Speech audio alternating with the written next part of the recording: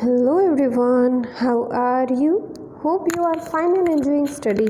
I'm Kinjal Sonchatra, your science guide. This is the chapter number 11 till chapter number 10 which we have already started, right? So today we are going to start with chapter number 11 and the name is force and energy. यहाँ पे हमारा chapter number 11 है force and energy. तो शुरू करते हैं उसके बारे में। Force is around. फोर्स क्या होता है, फोर्स कब लगता है, right. We are surrounded by a variety of moving objects. हम हमारे आसपास वेराइटी मतलब कि कितनी सारी डिफरेंट मूविंग ऑब्जेक्ट्स होती है, कितनी मूविंग चीज़ें होती है, मतलब कि एक जगह से दूसरी जगह जाती है। ऐसी मूविंग मतलब एक जगह से दूसरी जगह जाना, राइट। जैसे कि car, bus, airplanes, boats etcetera. Even the earth, पर यहाँ पे अर्थ भी, the moon, planets are moving all the time. Earth, moon, planets सभी है वो मूव करते हैं।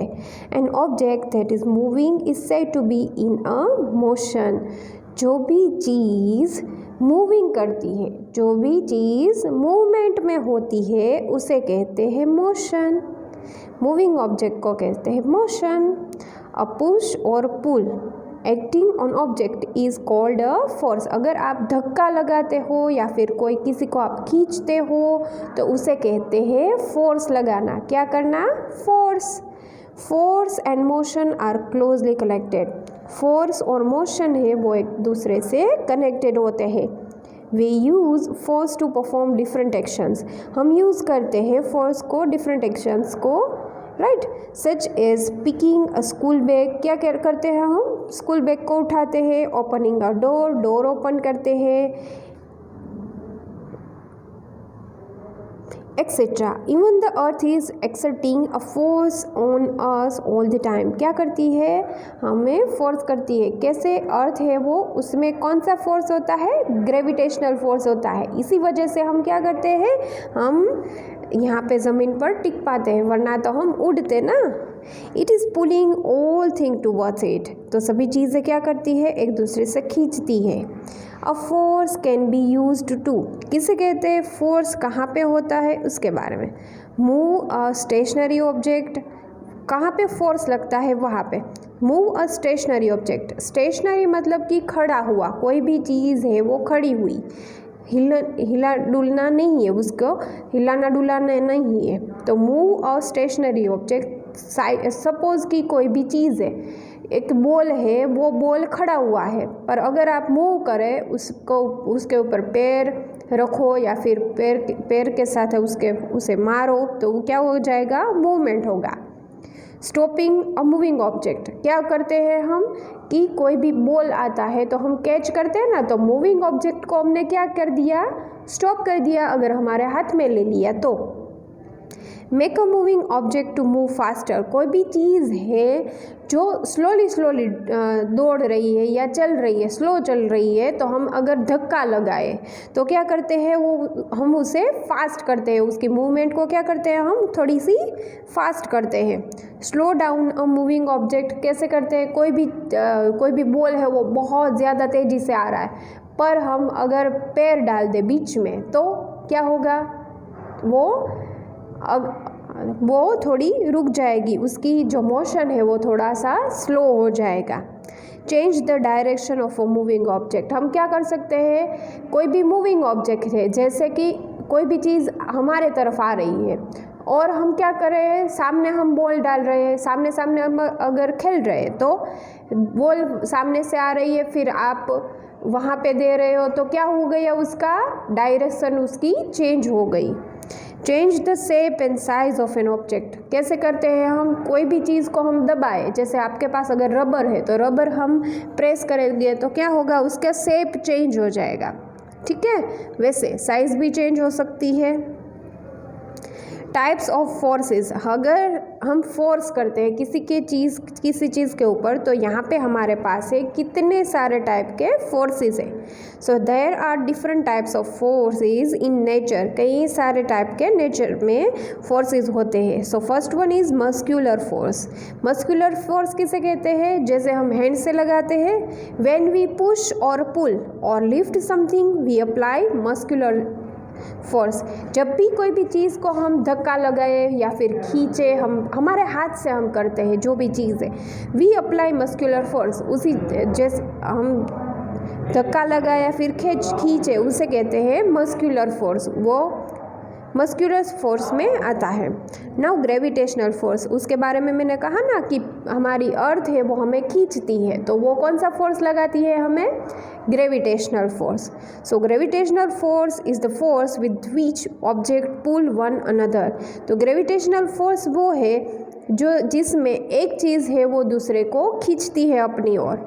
It is the gravitational force that keeps us bound to the earth. यही वो ग्रेविटेशनल फोर्स है जिससे हम अर्थ के साथ जुड़े हुए हैं। Otherwise we all would have been floating on the space. तो हम क्या करते, वरना तो हम उड़ते। Then elastic force. Elastic force किसे कहते हैं? स्ट्रेच, कोई भी चीज़ हम स्ट्रेच करें, इलास्टिक को हम खींचे, फिर क्या हो जाता है? वो जुड़ जाता है, राइट। तो कोई भी इलास्टिक है वो अगर स्ट्रेच करे, रबर बैंड स्ट्रेच करे, regain its original position on being released because of elastic force. Elastic force arises when a body deforms. तो उसकी बॉडी डिफॉर्म मतलब कि फॉर्मेशन वही रहेगा अगर आप खींचे फिर रख दे तो, ठीक है। देन है mechanical force. Most simple machines make use of mechanical force. Simple machines में मैकेनिकल फोर्स होता है। For example a pair of scissors uses mechanical force to cut something. किसी चीज़ को कट करने के लिए हम सीजर यूज़ करते हैं, तो सीजर जब भी यूज़ करते हैं तो उसमें मैकेनिकल फोर्स लगता है, इसी वजह से वो कुछ भी चीज़ काट सकता है। फिर है buoyant force. If we push down, कोई भी चीज़ हम डाउन पुश करें, a block of wood floating on water, we feel an upward thrust. मतलब कि कोई भी चीज़ नीचे जा चुकी है, वाटर नीचे जा चुका है, देन थर्स्ट, हमें ज़्यादातर पानी की, ये देखो पानी के ऊपर कोई भी चीज़ तैरती है उसे कहते हैं buoyant force. The upward push of water on a floating object is called buoyant force or upthrust, ठीक है। देन है इलेक्ट्रोलास्टिक फोर्स।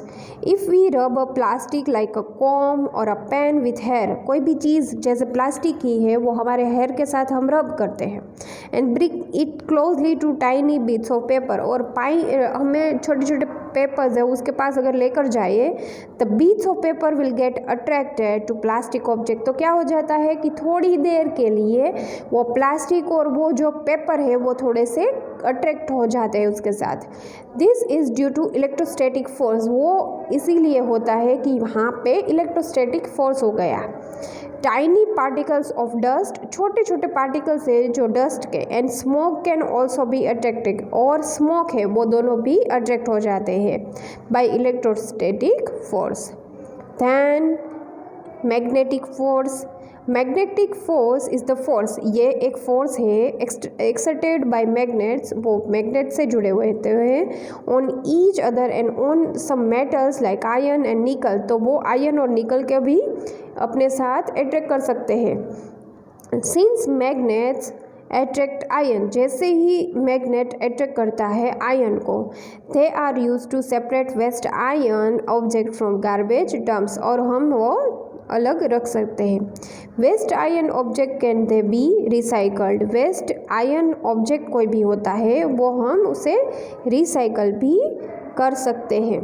Then frictional force.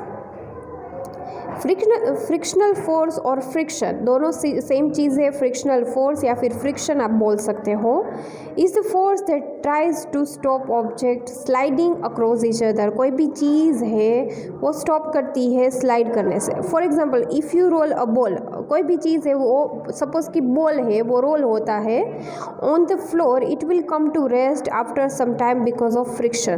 तो थोड़ी देर के बाद वो खुद से ही रुक जाएगा क्योंकि उसमें फ्रिक्शन लगता है। फ्रिक्शन कहाँ से लगता है? अर्थ से लगता है, ठीक है, कोई भी सरफेस से लगता है, इसीलिए वो रुक जाएगा। Walking is possible because of the friction, हम वॉक कर सकते हैं बिकॉज ऑफ फ्रिक्शन। अगर कोई भी ऐसी स्लाइड्स है जहाँ पे हम खड़े भी नहीं रह सकते तो वो फ्रिक्शन वहाँ पे नहीं होगा। जितना फ्रिक्शन कम होगा उतना हमें चलने में प्रॉब्लम होगा, स्लाइड जैसे हो जाएगा वहाँ पे। तो इसलिए between our feet and the floor the banana peel reduces the friction. Banana peel है वो फ्रिक्शन को रिड्यूस करती है, क्योंकि वहाँ पे नीचे वाला जो उसका पोर्शन है वो कैसा होता है, थोड़ा सा चिकना होता है, इसलिए तो उसकी वजह से हमारी ग्रिप है वो कम हो जाती है, पैरों की ग्रिप कम हो जाती है, ठीक है। इसीलिए तो floor and the feet causing us to slip, इसीलिए हम क्या हो जाता है, स्लीप हो जाते हैं। Friction also acts on objects moving through the air, friction होता है एक्स हो जाता है moving through the object. The friction between the air and the parachute causes the parachute to come down slowly. Parachute और एयर के बीच में जो फ्रिक्शन होता है इसकी वजह से पैराशूट है वो थोड़ी देर के बाद वो नीचे चला आता है। Friction also has some disadvantage, friction के थोड़े से डिसएडवांटेज भी होते हैं, वो यहाँ पे दिए हुए हैं। So it's in certain machines, कई मशीन्स है जो ऐसे होता है, different parts move against each other, different parts उसके आसपास वो उसके अगेंस्ट होता है, वो मूव करते हैं। Heat generated due to friction, उसकी वजह से क्या होता है कि हीट जनरेट होती है फ्रिक्शन की वजह से, डैमेजेस दिस पार्ट्स, और हीट जनरेट होने की वजह से उसके पार्ट्स है वो डैमेज हो जाते हैं। Tyres and shoes were out because of friction, tyres है शूज़ है वो भी बाहर निकल जाते हैं फ्रिक्शन की वजह से, ठीक है। तो यहाँ पे है work, energy and types of energy, वो हम नेक्स्ट लेक्चर में देखेंगे। आज मैं आपको एक PDF भेज रही हूँ, वो PDF में से आपको क्वेश्चन आंसर अपनी CW में लिखना है, और हम नेक्स्ट लेक्चर में मिलते हैं। चलो तब तक के लिए बाय बाय।